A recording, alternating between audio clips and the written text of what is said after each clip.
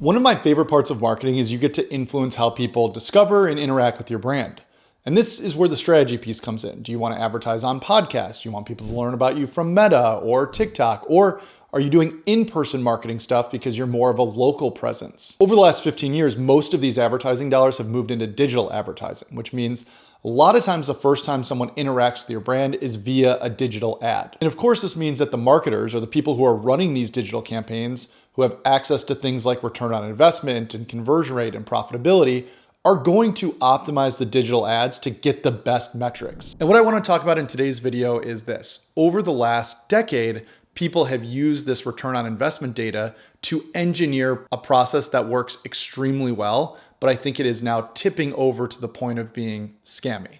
And let me jump into this by explaining the evolution of this and why it's so effective. When you are doing direct-to-consumer advertising, your product will hit their feed, and if they've never heard about it, you have that ad to convince them that they may like your product, and then you send them to your website where they can ultimately decide if they're going to buy it. It started to become clear in this e-com funnel that having social proof was really good. That's where influencers come into play. Or another example of this is when you see an ad, sometimes you'll look at the comments to see if anyone's bought something from this brand and if they like it or not. Pretty early on in Meta, it became clear that having social proof was better. So people liking your ad or people commenting that they've tried your product and they absolutely love it. So like, let's say someone's selling camera lights and there's an ad for camera lights and there's like 200 comments and all of the comments are, this is the best light I've ever seen. It's like having 5-star reviews on Amazon, and that makes you feel more comfortable making the decision to buy it. You're doing your own research and you're looking for validation from other people. And if there is enough validation, maybe you feel confident enough to make your purchase. Marketers started to realize that that was a really valuable tool for people to take the action that they wanted them to. Social proof, obviously completely above board, a great asset for your brand and something that if you're not thinking about with your business is really helpful. I mean, it's why companies put reviews on their website so that you can show that other people have tried your product or service and that they've had a really good experience. Similar to this idea of social proof, marketers also learn the value of third-party validation. And there are some case studies done about this before it hit digital advertising.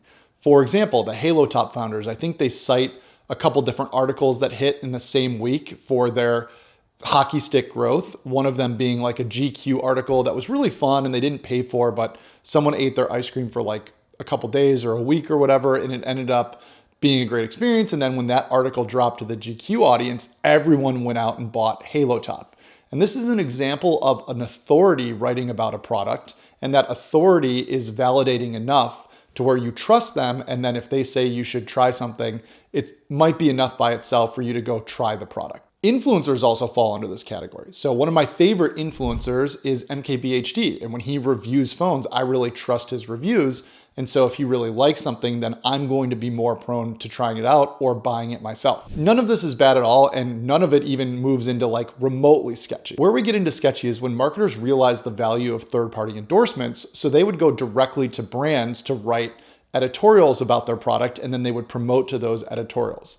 In advertising, we call those advertorials because it's a long article written, but the article was paid for by the company who is then going to advertise to it. So let me give you an example. And a lot of these like review sites they put that they explicitly aren't getting paid for these reviews so that you know that they're not biased. But sometimes you'll see articles done where it's like, we spent 10 days in this Airbnb and we absolutely loved it. And that is like an all expense paid Airbnb. And the goal of that is for the reviewer to write something really good so that the company that runs that Airbnb could then go and market that type of review. This started to become popular even like 6 or 7 years ago. So I remember there was like an app called Aptiv where there was a Pop Sugar fitness article written about them. And it was a really popular article. I don't think that was paid for at all, but they would send all of their traffic to that article. But then you started to see other articles pop up and it was like, okay, maybe they saw how successful this one was. And they went out and they found other brands and they like paid them to write about these articles. And then they're like promoting these articles on Meta. This type of advertorial gets a little sketchy because it's not completely unbiased. So the reviews that are going out have been paid for, either free products or the reviewer is getting paid directly from the company to write the review. And the company might have been explicit to the reviewer that they're going to use it in advertising. Now, even though this is a little bit sketchy, I wouldn't call it scammy at all because the brand is still putting out this review. So they're giving out this brand equity, knowing that their article is going to be promoted all over Meta and that this review is going to be promoted. So if it's a really bad review or if it's for a really bad product, then they're going to take the hit for it. Agencies caught wind of how effective these third-party validators are. And so what did they do? They put up their own Facebook pages and they put up their own blogs and they bought these domains, and they would hire writers really cheaply to write low quality articles about a bunch of different current event stuff. Now, when they had a client, what they would do is they would hire a great copywriter to write a really long piece about how good the product was, and they would go promote this product across all of Meta and Instagram and TikTok and whatnot. So what you ended up seeing looked like it was coming from a blog, but actually it was coming from the agency that was managing digital marketing for this company. And these articles were not written with any sort of indication that it was coming from the agency.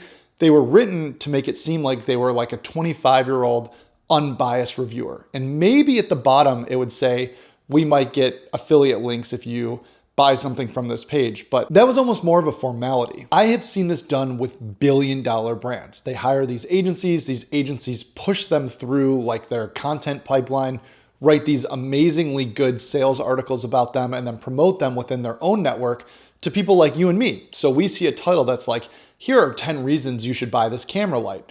And I don't really know what the source is, so I may click on it and then read about a comparison between this light and 5 others and think that it's some sort of unbiased review, when in reality, it's just the agency who's written all of this sort of stuff. To me, this is incredibly misleading and manipulative, and that's why I think it's more unethical and a scam. And the problem is I've raised flags about this and I get really mixed feedback. Some people agree with me and think it's incredibly scammy and would never do something like this.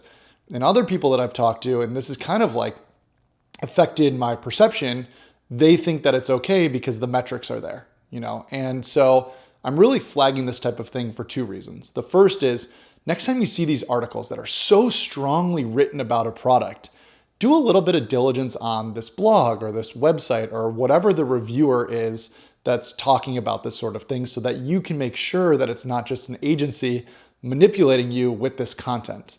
The second thing is, if you do work for somewhere like Meta or TikTok and you think this violates your policies, I would love to help you work through how you can detect this type of stuff.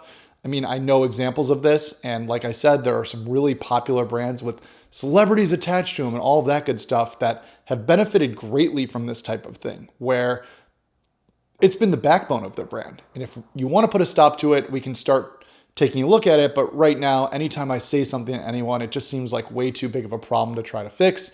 So no one wants to roll up their sleeves and attempt to fix it. But I would love to hear from you. Do you think that an agency creating their own blogs as a validation site with their own reviews and then sending traffic to it is manipulative? Do you think that it's just a really good advertising practice to generate ROI?